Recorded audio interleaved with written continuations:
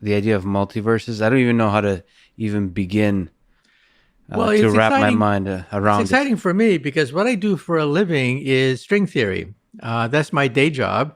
I get paid by the city of New York to work on string theory. Yes. And you see, string theory is a multiverse theory. So people say, first of all, what is string theory?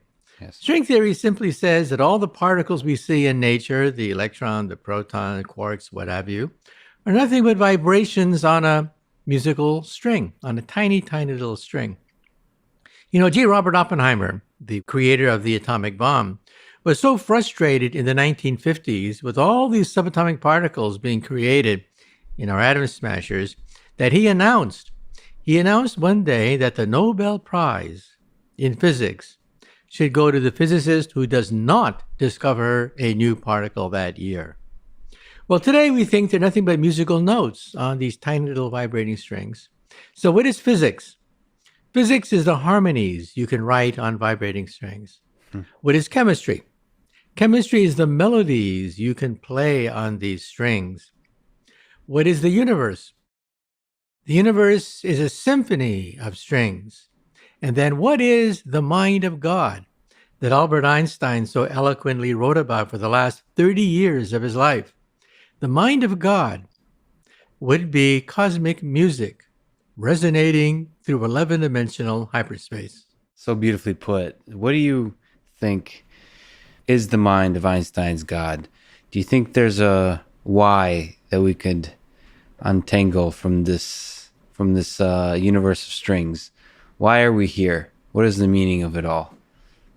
Well, Steven Weinberg, winner of the Nobel Prize, once said that the more we learn about the universe, the more we learn that it's pointless.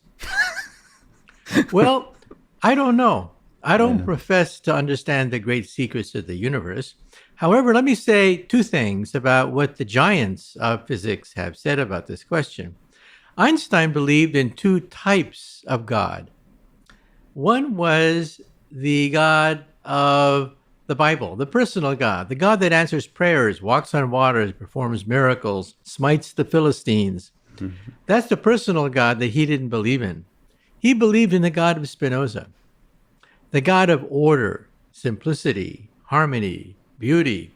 The universe could have been ugly.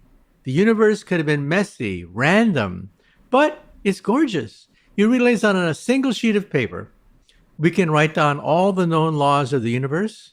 It's amazing. On one sheet of paper, Einstein's equation is 1 inch long. String theory is a lot longer, and so is the standard model. But you could put all these equations on one sheet of paper. It didn't have to be that way. It could have been messy. And so Einstein thought of himself as a young boy entering this huge library for the first time, being overwhelmed by the simplicity, elegance, and beauty of this library. But all he could do was read the first page of the first volume. Well, that library is the universe with all sorts of mysterious, magical things that we have yet to find. And then Galileo was asked about this.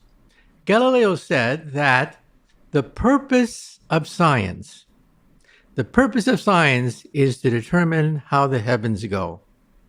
The purpose of religion is to determine how to go to heaven. So, in other words, science is about natural law, and religion is about ethics, how to be a good person, how to go to heaven. As long as we keep these two things apart, we're in great shape. The problem occurs when people from the natural sciences begin to pontificate about ethics and people from religion begin to pontificate about natural law. That's where we get into big trouble. You think they're fundamentally distinct, morality and ethics, and our our idea of what is right and what is wrong. That's something that's outside the reach of string theory and physics. That's right. If you talk to a squirrel about what is right and what is wrong, Yes. there's no reference frame for a squirrel.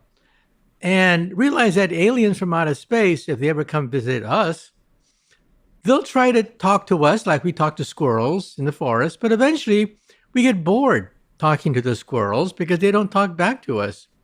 Same thing with aliens from outer space. When they come down to Earth, they'll be curious about us to a degree. But after a while, they just get bored because we have nothing to offer them. So, our sense of right and wrong, what does that mean compared to a squirrel's sense of right and wrong? Now, we, of course, do have an ethics that keeps civilizations in line, enriches our life, and makes civilization possible. And I think that's a good thing. But it's not mandated by a law of physics.